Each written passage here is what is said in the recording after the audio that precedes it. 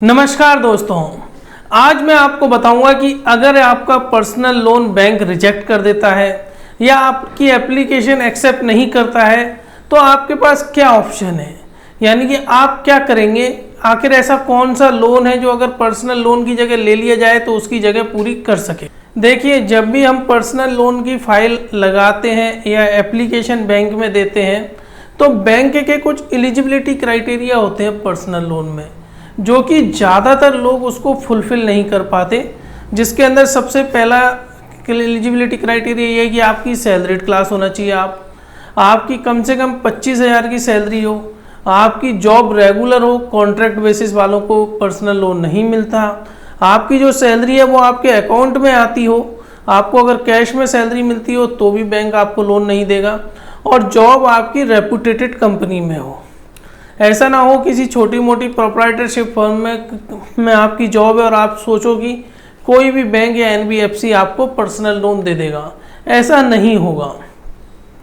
अब ये आप मेरे पीछे एक टेबल देखिए। इस टेबल में मैंने बताया है कि जो मेजर इंडियन बैंक्स हैं वो जो अगर आप वहाँ से पर्सनल लोन लेना चाहते हैं तो उनकी जो इनकम एलिजिबिलिटी क्राइटेरिया है हर किसी की 20-25 हज़ार से ऊपर है।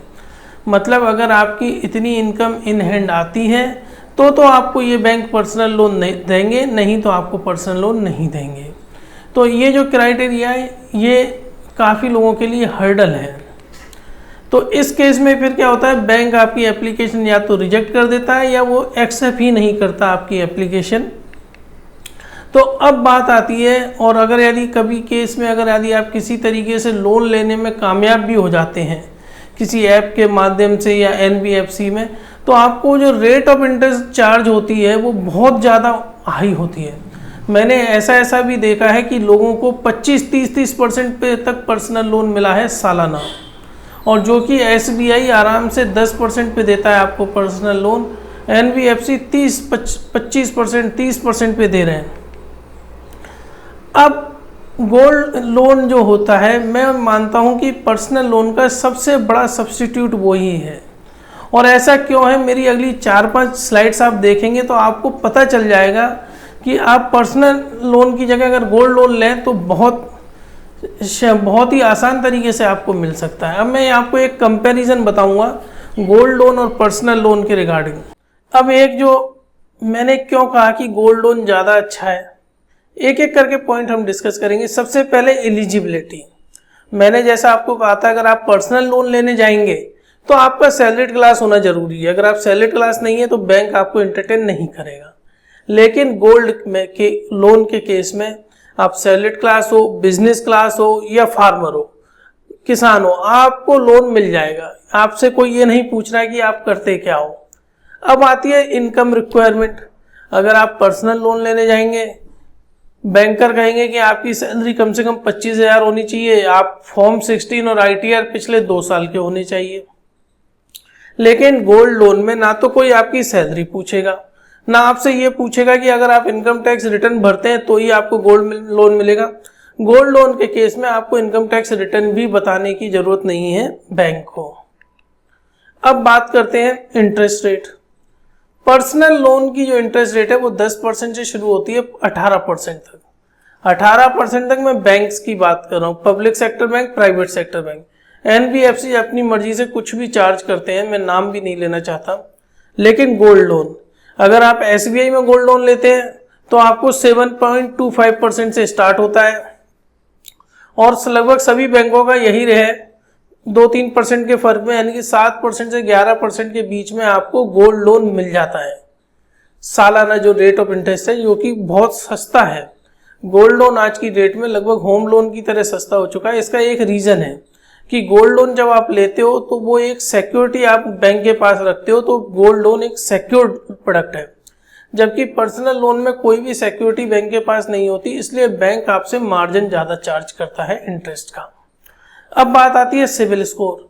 अगर आप पर्सनल लोन लेने गए और आपका सिविल में कुछ भी खराब है, सिविल स्कोर कम है, तो बैंक आपको मना कर देगा पर्सनल लोन देने से।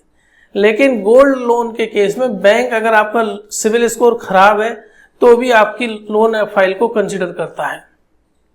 इसके अंदर आपका सिविल स्कोर ज़्यादा मायने नहीं रखता। टाइम रिक्वायर्ड, अगर आप पर्सनल लोन लेने की फाइल आज अप्लाई करेंगे किसी भी बैंक में तो आपको 2 से 5 दिन लग जाएंगे, क्योंकि पीएसएस होता है, आपके घर का पीएसएस होता है, आपके ऑफिस का पीएसएस होता है, इसलिए टाइम ज़्यादा लगता है। लेकिन अगर गोल्ड लोन लेने अगर आप किसी भी ब्रांच में वॉक इन चले जाते हैं तो 2 घंटे के अंदर आपको गोल्ड लोन मिल जाएगा।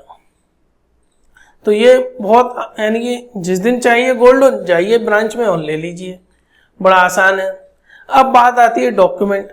पर्सनल लोन में आपको सारे डॉक्यूमेंट्स बैंक को सबमिट करने पड़ेंगे, सारे इनकम प्रूफ, एम्प्लॉयमेंट प्रूफ, ये सब। गोल्ड लोन में उसके मुकाबले पेपर तो सबमिट करने होते हैं लेकिन बहुत कम है पेपर, यानी कि ज़्यादा पेपर नहीं है पर्सनल लोन के मुकाबले। अब बात आती है सिक्योरिटी। तब आप गोल्ड लोन लेते हो तो आपको गोल्ड गिरवी रखना पड़ता है, यानी कि जो भी गोल्ड ज्वेलरी ऑर्नामेंट्स हैं वो बैंक अपने पास गिरवी रखता है। पर्सनल लोन में किसी तरह की कोई सिक्योरिटी आपको नहीं देनी होती। अब मैंने इतना समझाने के बाद अगर आपको गोल्ड लोन अप्लाई करना है तो आप योनो ऐप के माध्यम से एसबीआई में गोल्ड लोन अप्लाई कर सकते हैं। अगर नहीं कर पा रहे हैं तो आप डायरेक्ट किसी भी ब्रांच में, public sector, private sector bank की किसी भी ब्रांच में चले जाइए, आपको गोल्ड लोन मिल जाएगा। अगर फिर तो फ्रेंड्स, मुझे उम्मीद है कि आपको मेरा वीडियो पसंद आया होगा। अब आप ये समझ गए होंगे कि गोल्ड लोन क्यों ज़्यादा बेहतर ऑप्शन है एक पर्सनल लोन के मुकाबले। तो अगर आपको पर्सनल लोन नहीं मिल पा रहा है तो आप गोल्ड लोन पर जाइए। तो फ्रेंड्स, प्लीज़ मेरा वीडियो आप अपने व्हाट्सएप ग्रुप में शेयर करें, ताकि हो सकता है आपके किसी नज़दीकी फ्रेंड या रिलेटिव को मेरे इस वीडियो देखने से थोड़ी उनकी सहूलियत मिल जाए। और प्लीज़ मेरा चैनल सब्सक्राइब करवा के रखें। Thank you.